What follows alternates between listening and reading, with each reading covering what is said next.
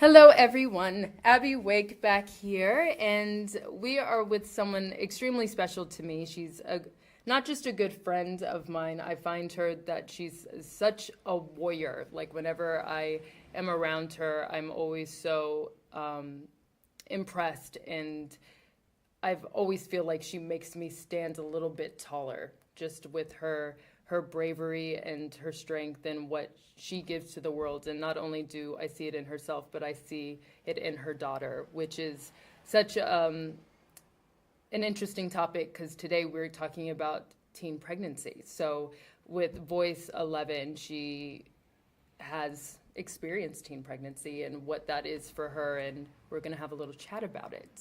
How are you doing? I'm good. What do you feel? Like, how are you feeling about speaking about a topic such as teen pregnancy? Do you think it's a topic that is spoken about? Yes, it's become a little bit more spoken about in the later years, but back when I fell pregnant, it was not talked about at all. It was very much a shame factor, everything associated with that. But for the most part, I think it needs to be spoken about. What aspect of it? Like, what, everything, obviously, but what certain things? Support, yeah. You know, girls need support, and they don't get that from the people that they think they will. Yeah, was it offered in school, like a support system at all? No. No. Really? No, I was shunned and sent away really quickly. It was like, how quickly can you get out of school? Why do you think that was done? Shame, again, not wanting to deal. Scared? I don't get that. What No. are they scared of? I don't really know, but I think it was fear of it being exposed to other kids, and then maybe the other kids thinking it's okay to be like that too. Instead of just having conversations about it? Yes. Yeah. And making people aware of, that how things can happen and mistakes can be made. So with your daughter, how have you spoken about teen pregnancy in connection to yourself? I am completely open about it. I have spoken to her in great depth from about prevention and protection and making sure she is who she is and to not allow anyone to force themselves on her. Yes. And just making her aware that it wasn't a choice I wanted to make, but it's one that may have been thrust upon me, but it was worth it.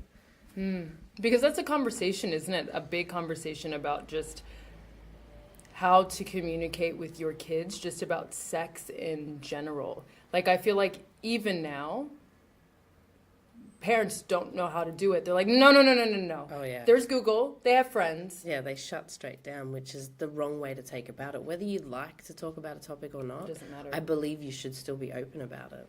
And I've done that with my daughter specifically. I'm like, look, I know you don't want to talk about this, but here's what it is. I need to lay this out for you. Here's all the information you need. Here's people you can talk to if you don't want to talk to me. But be smart about it. Yeah. So if parents are feeling unsafe and they don't know how, because maybe that wasn't given to them, who do you think they should go to? Anyone that they can trust. Yeah. Anyone that they can trust. Like, I still have friends that I talk to that I'm like, oh, hey, I've got to broach this subject with my kid. How should I go about it? Yes. And maybe just get a bit of a different perspective from someone else's point of view. So you might be one way with it and very narrow-minded, but then when you talk to someone else, it tends to open you up to a different side of it. Yeah, because we all raise kids differently. Yes. You know, and I think especially as a parent, you have to be really good to yourself, not to like criticize the way you do certain things. But I think unfortunately when it comes to sex and protection, it's such a taboo, and I don't know why we see it as a scary topic. It's a topic that just needs to be spoken about. Exactly. It just needs to be voiced, and it needs people to give more information on it. And I know that was one thing that was not spoken about in my household as well. Me either. And I did put that back to my family. And I was like, why did we not speak about this? Yes. Maybe I may have made smarter decisions. But I didn't. It's fear. But again, like, for parents and for kids and just women and men, it's like, what are we afraid of when it comes to talking about sex? Like, what do you think why do you think that is? Because it's such a natural thing, too. It's like it's naturally going to happen because that's how we have been made. Yes, Yeah. we're supposed to connect with others and things are supposed to happen, obviously, Yeah. you know, but why so much fear? I really have no idea. I would like to know the same answers to that question. Why it's not a part of curriculums? Yes. Like Well, it hardcore- is, but it it's is, not but enough. It's not enough. It's like a brush over. Yes. It's like here's a condom, here's a banana. Well, they Like, don't even let's- do that here. Really? No, they don't do that. But stuff I don't here. think they do that where I'm from either. I think I just saw that on TV. And now that I think about it, I don't think they did it with us either. I just imagined Yeah. that. But I remember conversations being very quick. Yes. You had a Yeah. couple of lessons that were dedicated Yeah. to sexual education, and that's it. But I don't even think it should be just on how to put on a condom. It's No. like, let's talk about how you should be Yes. if you're not ready, Yes. if you're ready, peer Mental- pressure, mental. Mental stuff. They really need to cover a lot. And relationships and how it affects you and how it affects the other person. And why do you think that hasn't been done? Because how long has it been since you've had your daughter? 15? 16 years. 16 years. And still nothing's really changed. No, it's still the same sort of education from what I had when I was younger as well. I've And noticed. kids are still having babies when they're young. Yes. So I don't understand why there hasn't been a change in the way that it's dealt with. I'm not sure. I don't know if it's because it's like we need more people to talk about it. We need the subject to be opened up, and because it's been so closed off Yeah. and being shunned, that maybe that's why. Instead of actually embracing it and just Yeah. dealing with the fact that, okay, yes, you had a child when you were young. Yeah. Maybe. Because it's okay. Yeah, yeah, And I think that you're right. It's that shunned. yeah, It's like that embarrassment. yeah. When in reality, if more conversations were had and it wasn't seen as such a, this is naughty, Yeah, that, because some kids may be ready and are in relationships that we can't make judgments on that, no. can we? So No. it's like, completely, I'm not sitting here being like, oh, 16-year-old, if you're ready, go ahead. No, that's right. But at the same time, if it did happen, that judgment, because we've heard it, people being like, if my daughter ever, it's like, no, you wouldn't. no. You wouldn't. No. You have no idea how you would react to that situation until No. it happens to you. And you need to take care of your child. Like, that's a big thing. And I think there isn't a lot of vocal communication being had. And like, even just now, even recently in my life, dealing with things, I've noticed. Like, wow, I was such a vivacious kid, but obviously things I've been keeping that I never spoke about. Kids don't speak.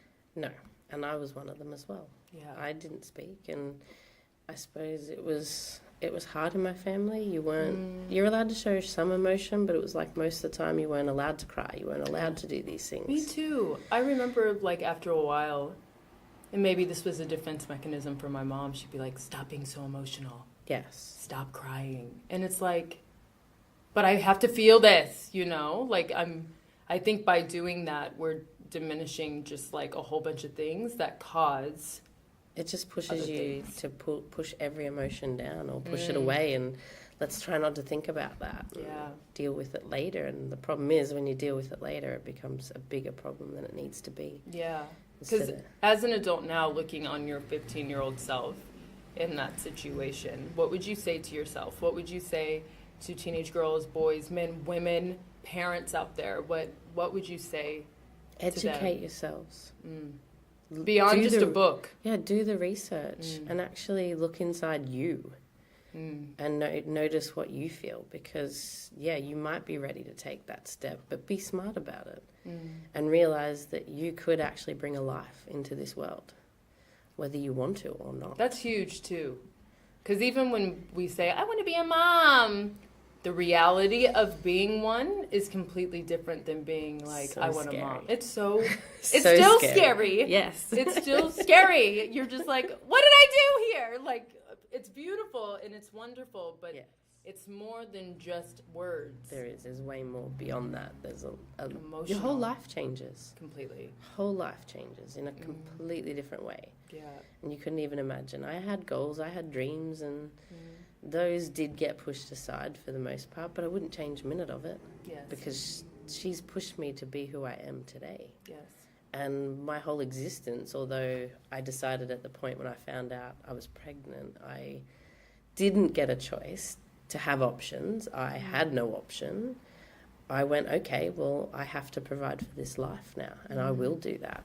Yeah. And I've done that, living off 2-minute noodles for like a couple of weeks and not having any money, and lived it hard for a few weeks and months and years. But it's worth it at the end of the day. What would you like to share with teenage girls or boys that are currently pregnant or currently about to bring a child in the world? Is there anything that you would like to say to them? Try and find a support network. The bigger the support network you've got, the better you will feel. Try and find someone to talk to that won't judge you. And I know that's hard, but there are people that will not judge you for your choices or your mistakes or anything that you've had happen to you or you've done. Yes. And I think that's huge, because if I didn't have my family Yes. as a massive support network, I wouldn't be where I am today. I Yeah, may it's have been one everything. of those statistic kids out on the streets trying to raise my baby. But I was lucky enough that even though we had issues in my family, and example, my dad and I didn't want to talk about it, and he didn't speak to me until she was born Wow. at all, but my mum supported me through it, no matter what. And we didn't talk a lot, but she was still just Still there there. physically. It's in your For body, everything. isn't it? It's almost like it's very interesting, the power of our bodies and the power of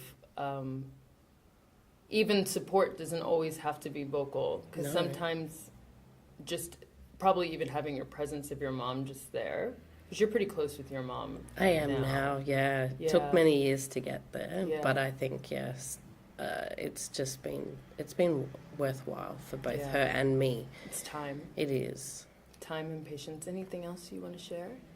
Not really. Yeah, I think you. I mean, I I think think you it's just- beautifully covered it. I think it's just make smart choices and educate yourself. And I understand, if, as much as I don't want to admit it, but if my teenager is ready to take that next step with someone, I just wanted her to have the best information laid out in front of her and the best options to her to actually support herself, which is get the contraception. Don't Yes. be silly about it. Yeah. Make sure you're the one taking responsibility. If you're the guy, if you're the girl, it's up to you, not the other person, Yes. to be responsible. And I think that's the thing too. It's your body. Yes. Protect it. And make sure you have And be consent. educated. Yeah. Again, like, I mean, this shit's about to get real, but It is. seriously, when it comes to consent, when it comes to schools, I'm going to say that one more time, schools, because by the time this, these next couple of years are going to be huge in the world, I feel. Like, there's Yes. going to be a huge shift of, and probably by this time this thing airs, y'all are going to know what I'm talking about. Because this shit's about to get really real when it comes to protection of our kids Yes. and protection of conversations and not sweeping shit under the rug because it's easier for the school system to deal with. There's a lot of kids going through stuff that's not being properly dealt with. And That's instead right. it's like, well, we need to protect our numbers. Can't always rely on the numbers. It doesn't matter. The numbers don't Right. matter if kids are being It's- hurt That's right. or if they're not being educated. What's the point? They need someone to talk to. They need the Yeah. outlet They do. to find someone to talk to. They do. As much as they think they don't want to talk, they Mm. actually do. Yes. Even if it takes time, and we need to Yes. keep asking questions. Yes. That's the Yes, most and- important part. And I suppose just making sure, letting people know that you're there for them. That's key. You're wonderful. Thank you. You're one of my favorite people, but you know that. Voice 11, to all of you, again, like I say after every single podcast that I air, this is about you. This is about your voice, regardless if you may not be brave to speak out. These episodes are for you to at least have empowerment in your ears, or to have these voices influence maybe the way, not necessarily that you do things, but influence maybe the way that you deal with things with your friends, or how you interact with your parents. But to always know that this podcast is a safe place for you. And there's so many episodes on here with every single conversation that you could possibly have. Use it. Make it a part of your life. If you're having a bad day, click on one of these podcasts. If you're thinking about wanting to have sex, but you're like, I'm curious about this or that or whatever, it's all here for you. So just take care. That's the most important thing. So take care. Thank you so much for listening to Awaken the Voice podcast. Thank you, Voice 11. And we will see you next time. Thanks so much.